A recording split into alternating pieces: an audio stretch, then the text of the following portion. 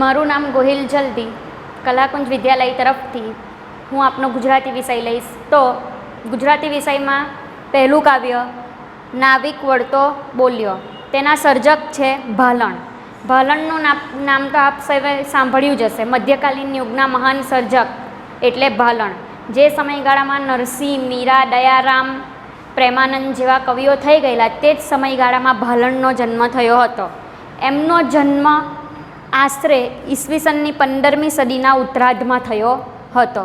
જન્મસ્થળ પાટણ.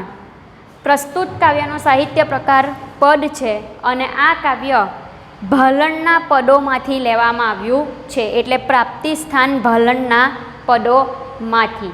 હવે સૌપ્રથમ કાવ્યનું શીર્ષક જોઈશું. તો નાવિક એટલે કોણ? સુકાની. જે રીતે બસને ચલાવનાર ડ્રાઈવર હોય છે તે જ રીતે હોડીને હંકારનાર એને કહેવાય નાવિક. તો કાવ્યના શીર્ષક પરથી આપણને ખ્યાલ આવે કે નાવિક વળતો બોલ્યો, એટલે કે જે હોડીનો હાંકનાર વ્યક્તિ છે તે હોડી પોતાના ગંતવ્ય સ્થાને પાછી લઈ જતાં કંઈક બોલે છે, તેને આધારે પ્રસ્તુત કાવ્યની રચના થઈ છે. તો સૌપ્રથમ હું સર્જકનો પરિચય આપીશ. ભાલણનું અપર નામ પુરુષોત્તમ હતું, એટલે કે ભાલણનું મૂળ નામ પુરુષોત્તમ હતું, પણ સાહિત્યિક દ્રષ્ટિએ તેને ભાલણના તરીકે ઓળખવામાં આવતા હતા. તેઓ મોઢ બ્રાહ્મણ જ્ઞાતિના હતા. અટક ત્રવાડી હતી. વટણ પાટણ. સંસ્કૃત તેમજ વ્રજ ભાષાનું જ્ઞાન ધરાવતા હતા. ભાલણ જે હતા તે 2 ભાષા જાણતા હતા, સંસ્કૃત અને વ્રજ. દસમ સ્કંધમાં આવતા વ્રજ ભાષાના પદ કવિએ પોતે રચેલા હોય તેવું લાગે છે. ગુર્જર ભાષા તરીકે ગુજરાતી ભાષાને ઓળખાવનાર ભાલણે ગુજરાતી કવિતામાં કડવાબદ્ધ આખ્યાનોનો સ્થિર પાયો નાખવાનું કાર્ય કર્યું.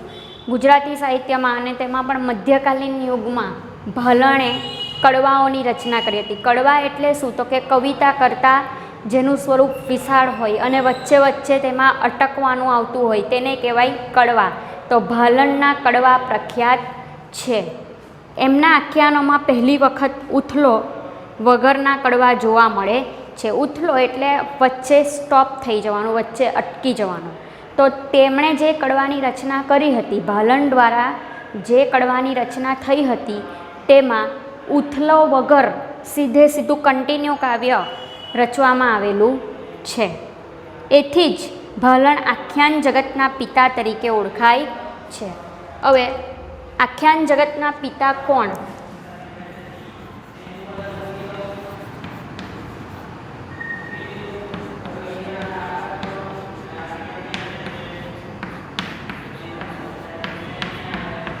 એવું આપણને એક્ઝામમાં પૂછાય કે આખ્યાન જગતના પિતા તરીકે કોને ઓળખવામાં આવે છે? Short question. આખ્યાન જગતના પિતા તરીકે ભાલણને ઓળખવામાં આવે છે. ભાલણે ગુજરાતી સાહિત્યના કયા સ્વરૂપનું ખેડાણ ભરપૂર પ્રમાણમાં કર્યું હતું? તો આવશે આખ્યાન. હવે પૌરાણિક આખ્યાનોમાં તેઓ મૂળ કથાને વફાદાર રહે છે. પૌરાણિક આખ્યાન એટલે કે જે પ્રાચીન સમયગાળામાં થઈ ગયેલા, પહેલાંના જૂના સમયગાળામાં જે આખ્યાન થઈ ગયેલા તેની એ મૂળ કથા વસ્તુને જેમની તેમ રાખીને આખ્યાનોની રચના કરે છે. મુખ્યત્વે આખ્યાન કવિ, પદ કવિ અને અનુવાદક તરીકે જાણીતા છે. તો ભાલણ ગુજરાતી સાહિત્યમાં કયા કયા કવિ તરીકે જાણીતા છે? આખ્યાન કવિ,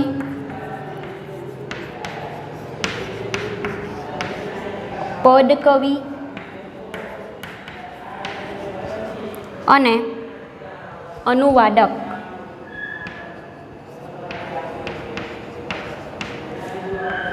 આ 3 તરીકે ભાલણ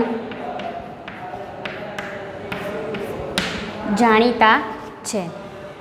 ભાલણ ગુજરાતી સાહિત્યમાં કયા 3 કવિ તરીકે જાણીતા છે? આખ્યાન કવિ, પદ કવિ અને અનુવાદક. આખ્યાન જગતના પિતા કોણ? આખ્યાન જગતના પિતા એટલે ભાલણ. હવે મિત્રો, તમને એમ લાગતું હશે કે ટીચર આટલું બધું સર્જકના પરિચયમાં ઊંડાણપૂર્વક કેમ સમજાવે છે? તો 10માની પરીક્ષા તમે આપી ચૂક્યા છો એટલે તમને એ તો ખ્યાલ જ હશે કે જે પેપર સેટર હોય છે તે ગમે ત્યાંથી ટૂંકા સવાલો પૂછી લે છે. તો આ જે કવિ છે તે મધ્યકાલીન યુગના હોવાને નાતે તેમના વિશે વધારે કોઈ જાણતું નથી. એટલે પેપર સેટર જે હોય તે આમાંથી ઘણા બધા શોર્ટ ક્વેશ્ચન પૂછી નાખે. હવે આપણે આ વાંચ્યું જ નહીં હોય તો આપણને કઈ રીતે આવડે? એટલા માટે હું સર્જકના પરિચયનો પણ અમુક ટૉપિક હાઇલાઇટ કરાવું છું. તો હું અહીંયા જે નોંધ કરું છું તે આપે નોટમાં કરવાની રહેશે. કેમ તો કે જ્યારે તમે એક્ઝામ આપવા જશો ત્યારે છેલ્લી ઘડીએ તમે કંઈ આખું પુસ્તક વાંચવા નથી બેસવાના કે આખી ગાઈડ વાંચવા નથી બેસવાના, પણ લાસ્ટમાં જે તમે બધી હાઇલાઇટ કરી હશે, જે અમુક ટૉપિક નોટ ડાઉન કર્યા હશે તે તમે વાંચશો. એટલા માટે આવું કંઈક નોટ ડાઉન કર્યું હશે તો એક માર્ક્સની મહેનત તમે કરતાં શીખી જશો. અને આપણે તો જ્યાં ને ત્યાંથી માર્ક્સ મેળવવાના જ છે. એટલા માટે હું ઈચ્છા રાખું છું કે આપનો એક પણ માર્ક્સ કટ નહીં થાય. એટલે આપણે આવી નાની નાની બાબતોને પણ ઇગ્નોર કરવાની નથી અને એને પણ ધ્યાનમાં રાખીને પરીક્ષાની પ્રિપરેશન કરવાની છે. તો આ બધી બાબતો તમે નોટમાં નોંધી લો, એટલે કદાચ શોર્ટ ક્વેશ્ચન પૂછાય તો ત્યારે તમને કોઈ પણ પ્રકારનું કન્ફ્યુઝન નહીં થાય કે ભાઈ આવું તો ટીચરે ભણાવેલું જ નહીં, આવી તો અમને કોઈ ખબર જ નથી. એટલા માટે આ બધું નોટમાં નોંધી લો અને હાઇલાઇટ કરતા જાઓ. તમને એવું લાગે કે આ અંડરલાઇન કરવા જેવું છે કે આ શોર્ટ ક્વેશ્ચનમાં આવે છે તો એ તમે તમારી રીતે પણ નોટ ડાઉન કરતા રહેજો. હવે આપણે ભાલણની કૃતિઓ જોઈએ. નળાખ્યાન, જાલંધર આખ્યાન, ધ્રુવાખ્યાન, ચંડી આખ્યાન, મૃગી આખ્યાન, રામવિવાહ જેવા આખ્યાનો તેમણે રચ્યા છે. આમાંથી પણ શોર્ટ ક્વેશ્ચન પૂછાઈ જાય. ભાલણના કોઈ પણ 2 આખ્યાન સંગ્રહના નામ જણાવો. ભાલણે કયા કયા આખ્યાન સંગ્રહની રચના કરી હતી જણાવો. તો આ લખવાનું રહેશે. તેમની યશોદાથી કૃતિ, કાદંબરી તેમજ દસમ સ્કંદ અને રામબાલચરિત સવિશેષ ધ્યાનપાત્ર છે. ભાલણની કઈ 2 કૃતિ ધ્યાનાકર્ષક છે? તો આવશે દસમ સ્કંદ અને રામબાલચરિત. હવે પ્રસ્તુત કાવ્યના કેન્દ્રમાં એમના વાલ્મીકી રચિત રામાયણનો કેવટ પ્રસંગ છે. એટલે કે હવે જે આપણે આ કાવ્ય ભણવાના છે, નાવિક વળતો બોલ્યો, તેમાં શું છે? રામાયણનો એક પ્રસંગ છે. કયો પ્રસંગ? કેવટ પ્રસંગ. તેની વાત અહીં કરવામાં આવેલી છે. તો એ કયો પ્રસંગ છે જોઈએ. અયોધ્યાથી વનવાસ જવા નીકળેલા રામને નદી ઓળંગવા હોડીની જરૂર પડે છે. હવે રામ અયોધ્યામાંથી 14 વર્ષનો વનવાસ ગયા હતા, એ તો આપ સૌ જાણો જ છો. તો પહેલાંના સમયગાળામાં કંઈ આવા બસ, ટ્રેન, પ્લેન જેવા ટ્રાન્સપોર્ટના સાધનો નહોતા. લોકો પગપાળા જતા નજીક હોય તો, અને દૂર હોય તો હોડીમાં બેસીને જતા, કાવડમાં બેસીને જતા. એવી જ રીતે રામ હોડીમાં બેસીને જવાની જરૂર પડે છે. લક્ષ્મણ સીતાને નાવમાં બેસાડવા નાવિક તૈયાર છે. નાવિક એટલે હોડીને હાંકનાર, સુકાની. તો રામ અને સીતાને બેસાડવા માટે પેલો જે હોડીનો હાંકનાર હોય છે તે તૈયાર જ છે, પણ રામને નાવમાં બેસાડવાની ના કહે છે. હવે શું કહે છે કે હું લક્ષ્મણ અને સીતાને બેસાડું, પણ રામને મારે મારી હોડીમાં એન્ટ્રી આપવી નથી. કેમ? નાવિકે સાંભળ્યું છે કે ઋષિના શાપથી પથ્થર બનેલી અહલ્યા રામની ચરણરજથી જીવિત સ્ત્રી બની ગઈ છે. હવે જે પેલો હોડીનો હાંકનાર માણસ હતો નાવિક, તેણે શું સાંભળ્યું છે કે રામની ચરણરજથી પેલી અહલ્યા જે મૃત થઈ હતી તે સજીવન થઈ છે. હવે જો રામની ચરણરજ હોડીને સ્પર્શે તો હોડી પણ સ્ત્રી બની જાય. એટલે કે રામ મારી હોડીમાં બેસે અને એનો પગ મારી હોડીને ટચ થાય તો મારી હોડી પણ કદાચ સ્ત્રી બની ગઈ તો. એમ ભોળી સમજ નાવિકને મૂંઝવે છે. આવા બધા પ્રશ્નથી નાવિક કન્ફ્યુઝનમાં મુકાય છે. નાવિકને ઘેર એક પત્ની તો છે જ, ચરણ સ્પર્શથી બીજી સ્ત્રી થાય તો બંને સ્ત્રીનું ભરણ પોષણ તે કેવી રીતે કરે? હવે ઓલરેડી નાવિકને એક વાઈફ તો છે જ, ન કરે નારાયણને રામને હોડીમાં બેસાડ્યા ને હોડી પણ કદાચ સ્ત્રી બની ગઈ તો 2 સ્ત્રીઓનું ભરણ પોષણ નાવિક કઈ રીતે કરવાનો? એક તો એ જેમ તેમ કરીને પોતાના ઘરનું ગુજરાન ચલાવતા હોય, પેટીયું રડતા હોય, અને એમાં એક વાઈફની જે 2 વાઈફ આવી જાય તો શું થાય? એટલા માટે નાવિક મનોમન ચિંતા કરે છે કે હું રામને મારી હોડીમાં બેસાડી શકું નહીં. પછી આજીવિકાનું એકમાત્ર સાધન હોડી જ છીનવાઈ જાય. એટલે કે જેમાંથી એને આજીવિકા મળે છે, જેમાંથી એના ઘરનું ભરણ પોષણ થાય છે, તે હોડી પણ છીનવાઈ જાય.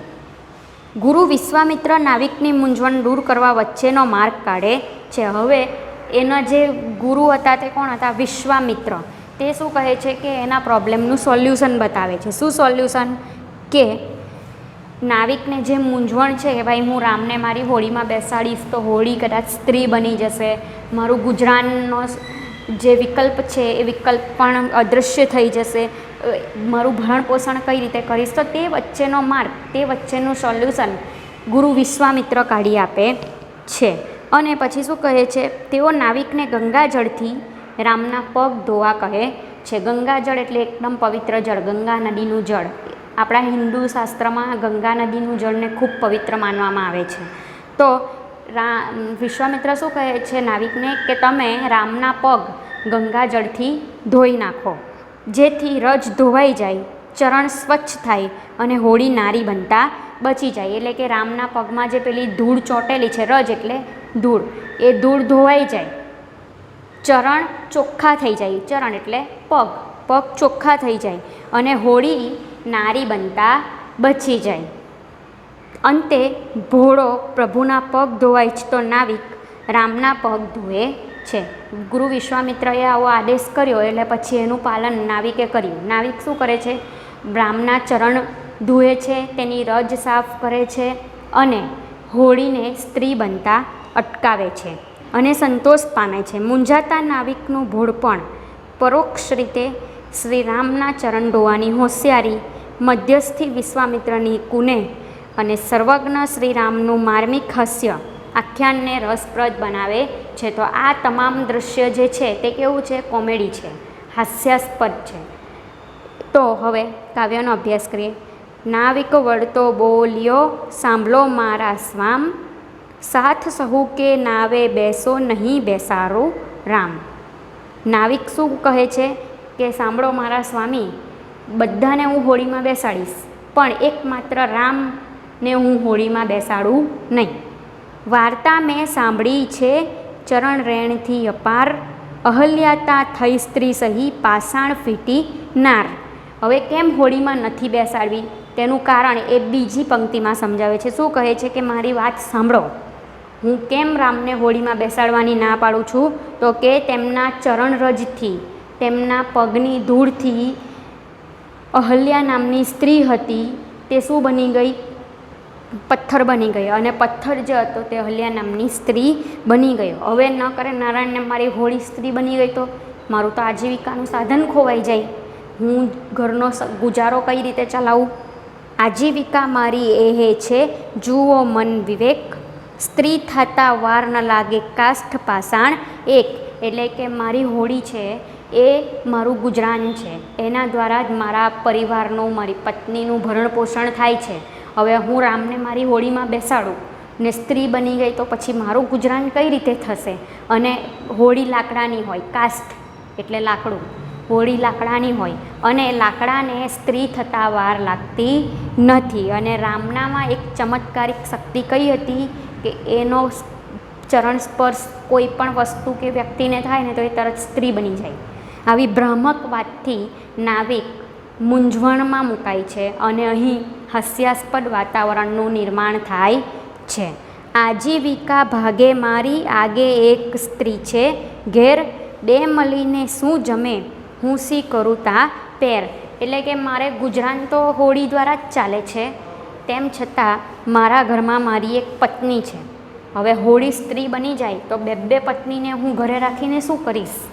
એકનું ભરણ પોષણ કરવાના ફાફા પડશે તો બેનું ભરણ પોષણ કઈ રીતે કરું? હસી વિશ્વામિત્ર બોલ્યા ચરણ રેણે સ્ત્રી થાય, તે માટે ગંગાજળ લઈને પખાલો હરી પાય. હવે આવી બધી રામ મૂંઝવણ થઈ. કોને મૂંઝવણ થઈ? નાવિકને. કેમ?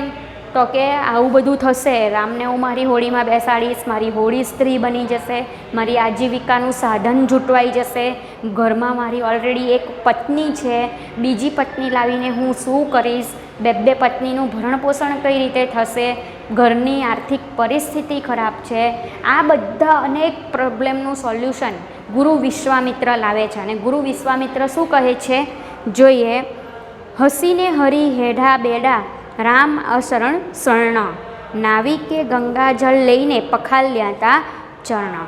હવે આ બધી પ્રોબ્લેમનું સોલ્યુશન લાવવા માટે ગુરુ વિશ્વામિત્ર ત્યાં આવે છે અને ગુરુ વિશ્વામિત્ર પ્રોબ્લેમનું સોલ્યુશન લાવતા શું કહે છે કે તમે ગંગાજળ લઈ આવો, ગંગા નદીનું પવિત્ર પાણી લઈ આવો અને એ પાણીથી રામના ચરણને ધોઈ કાઢો, એટલે એમના ચરણ પરની જે ધૂળ છે, ચરણરજ છે, તે બધી સાફ થઈ જશે અને તમારા મનમાં જે બધા ખોટા ખ્યાલ છે તે દૂર થઈ જશે. આમ કરીને તેને ગંગાજળ લાવવા માટે મોકલે છે અને તેના પ્રોબ્લેમને સોલ્વ કરી આપે છે. અને આવા બધા અલગ અસમંજસ વચ્ચે હાસ્યાસ્પદ વાતાવરણનું નિર્માણ થાય છે. બસ આ કવિતા અહીં સમાપ્ત થાય છે. પ્રસ્તુત કવિતા ભાલણના પદોમાંથી લેવામાં આવેલી છે. હવે કાવ્યના શબ્દાર્થ જોઈએ.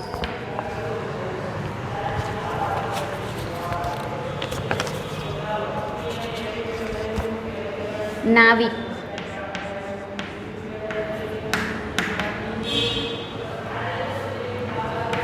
હોડીને હાંકનાર,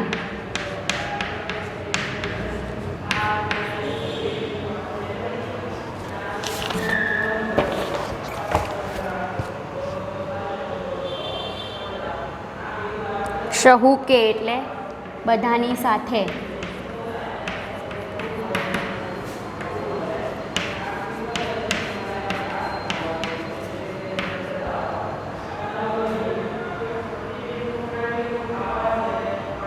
ચરણ એટલે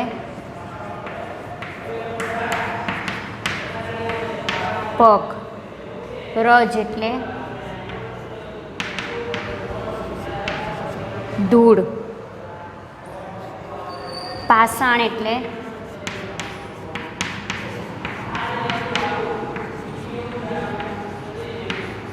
પથ્થર, શ્વામ એટલે સ્વામી,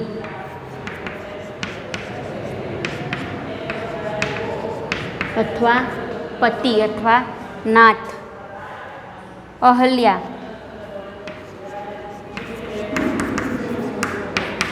એક પૌરાણિક પાત્ર,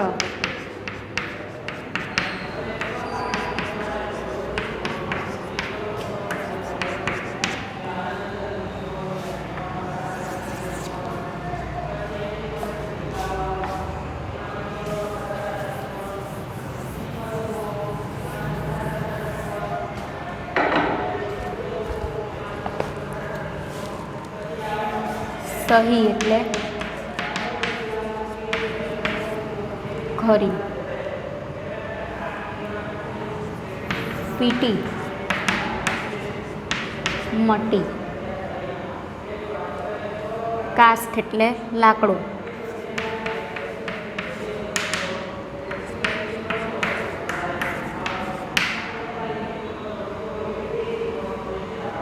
પેર એટલે વ્યવસ્થા,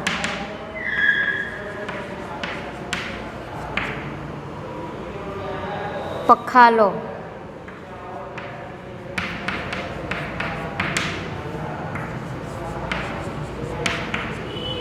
ધુઓ,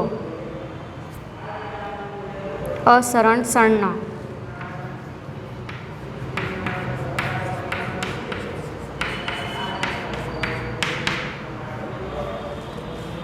નિરાધારના,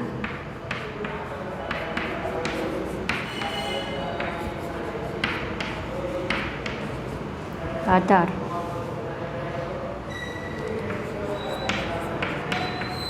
ચરણ એટલે પગ. તો પ્રસ્તુત કાવ્યના શબ્દાર્થ અહીં સમાપ્ત થાય છે. હવે સ્વાધ્યાયમાં પ્રશ્ન નંબર 1, એક વાક્યમાં ઉત્તર આપો. તેમાં 5 પ્રશ્ન છે. પ્રશ્ન નંબર 2 મુદ્દાસર ઉત્તર લખો, તેમાં 4 પ્રશ્ન. અને પ્રશ્ન નંબર 3 મુદ્દાસર નોંધ લખો, તેમાં 1 નાવિકનું ભક્ત હૃદય. આટલા પ્રશ્નો નોટબુકમાં નોંધ કરવાની રહેશે અને જે પ્રશ્નમાં મૂંઝવણ હોય, જે સમજ નહીં પડે, તેની ચર્ચા આપણે શાળા ખુલે ત્યારે સાથે મળીને કરીશું.